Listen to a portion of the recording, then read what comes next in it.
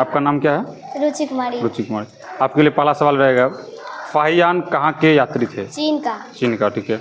बहुचर्चित उपन्यास मैला आंचल कब प्रकाशित हुआ था? 1954 में। ठीक है। और इनके रचनाकार कौन हो जाएंगे? मैला आंचल के। फणीश्वर नाथ रेणु। ठीक है।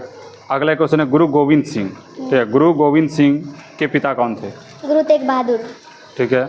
अगला क्वेश्चन है, कोशिका को सेल किसने कहा था? रॉबर्ट हुक ने। स्टार्च किस कोशिका का भाग होगा? पादप। चलिए ठीक है। एक अगला क्वेश्चन है, कवि रैदास का जन्म कब हुआ था? रैदास का 1388। 1388 में। ठीक है। नवाबी मसनद के लेखक कौन हो जाएंगे? नवाबी मसनद के लेखक। मसनद क्या हो जाएगा? फणीश्वर नाथ रेणु। नहीं, नवाबी मसनद के लेखक। नहीं। सोचिए, आंसर दीजिए बढ़िया से।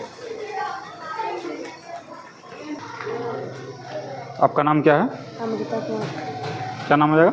अमृता। अमृता कुमारी। माइक थोड़ा सा ऊपर कर लो। आपके लिए पहला सवाल रहेगा, सिख धर्म के प्रथम गुरु कौन थे, ये बताना है। गुरु नानक। गुरु नानक। गुरु नानक, ठीक है। बिरजू के पिता जी अपने खेत में कौन सा धान लगाए थे?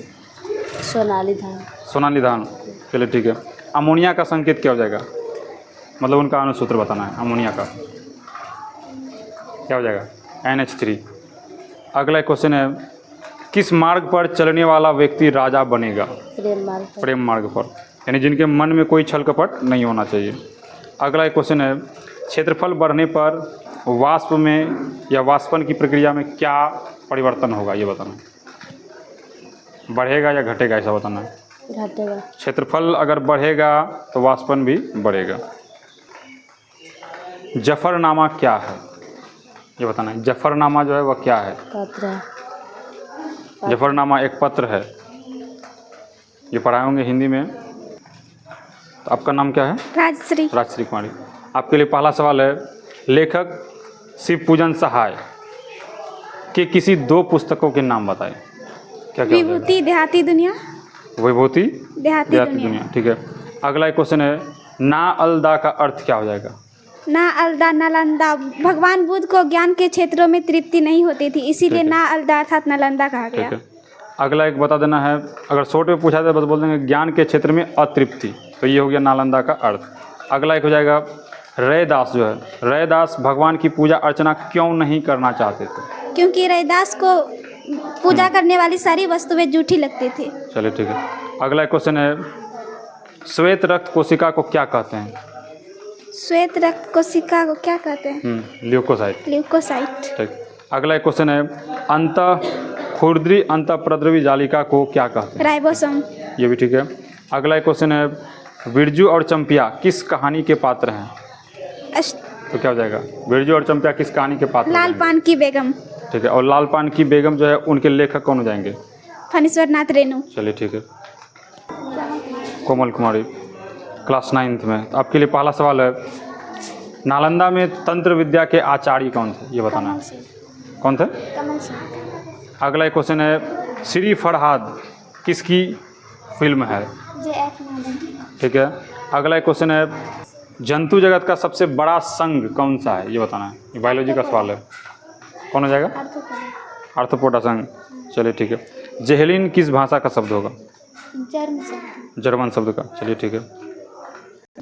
आपका नाम क्या है? बसंती कुमारी। आपके लिए पहला सवाल है,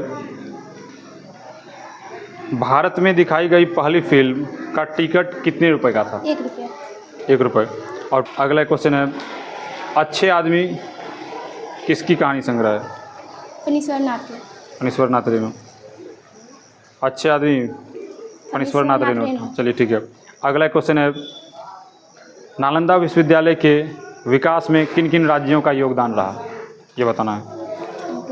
बंगाल, बिहार। बंगाल होगा, बिहार होगा और उत्तर प्रदेश। उत्तर प्रदेश। चलिए ठीक है। अगला क्वेश्चन है, पौधे में जल का परिवहन कौन करता है? क्या हो जाएगा?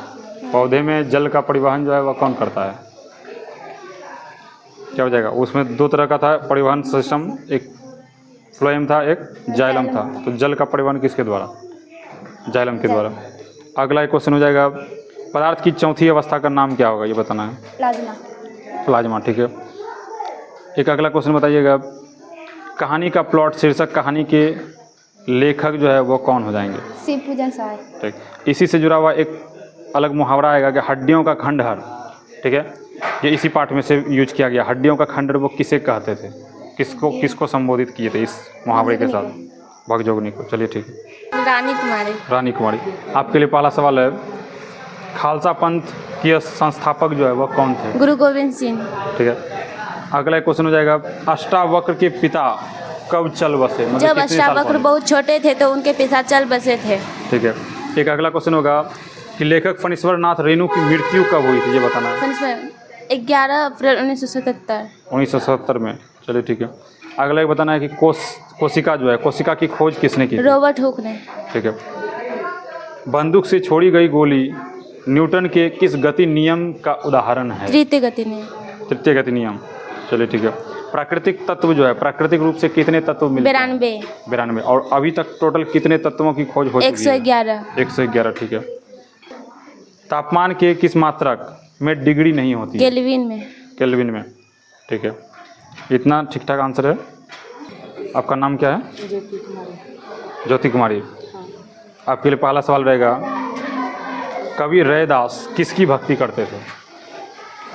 रैदास जो है वह किसकी भक्ति करते थे, किस भगवान की भक्ति करते थे? क्या हो जाएगा? कृष्ण की भक्ति करते थे। अगला क्वेश्चन है, ऑक्सीजन क्या है? तत्व है, यौगिक है या फिर मिश्रण है? क्या हो जाएगा? तत्व हो जाएगा। चलिए ठीक है। अगला क्वेश्चन है, एन किसका संकेत है? एन जो है वह किस तत्व का संकेत है? क्या होगा? एन किस तत्व का संकेत हो जाएगा? सोचिए। एन से नाइट्रोजन,